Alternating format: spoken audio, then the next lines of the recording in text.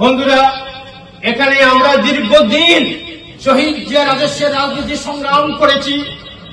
যেই মুহূর্তে বাংলাদেশের কোটি কোটি মানুষ স্বপ্ন দেখছে হাসিনার পতনের পর সুন্দর একটা বাংলাদেশ গড়ার, আর সেই বাংলাদেশ গড়ার কারিগর হচ্ছেন বাংলাদেশের কোটি কোটি মানুষের হৃদয় স্পন্দন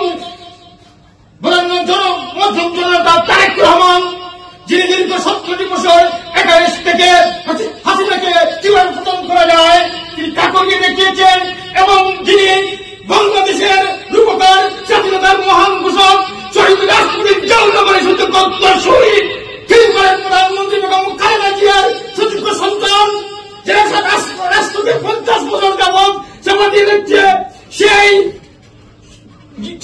সুযোগ্য সন্তান জনাব তারেক রহমান, যিনি জানেন কিভাবে এই ফ্যাসিস্টের এই ধ্বংসস্তূপের উপর নতুন বাংলাদেশ বিনির্মাণ করতে চায়। সেই স্বপ্ন নিয়ে বাংলাদেশের কোটি কোটি মানুষ উজ্জ্বল নক্ষত্রের দিকে তাকিয়ে থাকে, যেমন তারা আশার প্রদীপ নিয়ে আসছে তারেক রহমান আসবেন, নতুন বাংলাদেশ করবে, তাকে প্রয়োগ করার জন্য বাংলাদেশের মানুষ উন্মুখ। কিন্তু আমরা দেখতে পাচ্ছি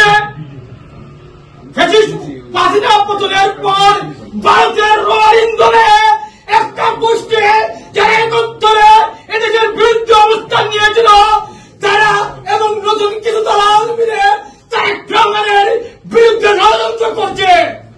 বিগত দিনে তারেক রহমানকে এই ভারতের ইন্ধনেই রাজনীতিকে তুলে রাখা হয়েছিল, আর এখন এই ভারতের ইন্ধনে একত্রের পরাজিত শক্তিরা আবার রোহিঙ্গনে তাকে তারেক রহমান যাতে বাংলাদেশের জন্য বলেন। আমরা তীব্র ভাষায় বলতে চাই, তারেক রহমানের সহযোগী হিসাবে সারা বিশ্বে আমরা দিনের পর দিন লড়াই করেছি, সংগ্রাম করেছি।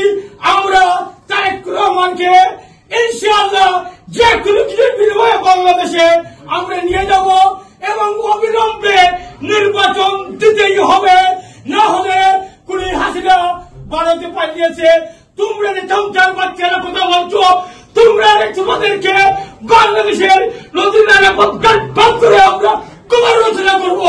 তোমরা আমার নেতাকে নির্বাচন মন্তব্য করো, তোমার দুঃসাহস থেকে আমাদের আমরা উৎপন্ন হই। তোমরা এত যে দুঃসাহস শেখ হাসিনা দেখাতে পারে নাই, আমার নেতা জিয়াউর রহমানের করার তারেক রহমান সম্বন্ধে এত গুসা কথা বলে নাই। আর তোমরা দুদিনের চমচা, দুদিনের সাথী, তোমরা কে বলছো তোমরা বুঝতে পারছো। বিএনপির দরজার পরিচয় দিচ্ছে, ইনশাআল্লাহ বিএনপি ক্ষমতায় আসবে। তোমাদের কি হয় সেই দিন তোমরা হাসিনার পরাজয় দেখে তোমরা হাসাহাসি করো না, তোমাদের কি করুণ প্রতিরোধ হবে। তোমরা যারা তারেক রহমানের নামে অশ্লীল স্লোগান দিয়েছো, তোমাদের ভিডিও ফুটেজ আছে, আমরা দৌড়ে দৌড়ে তোমাদেরকে এমন শাস্তি দেব।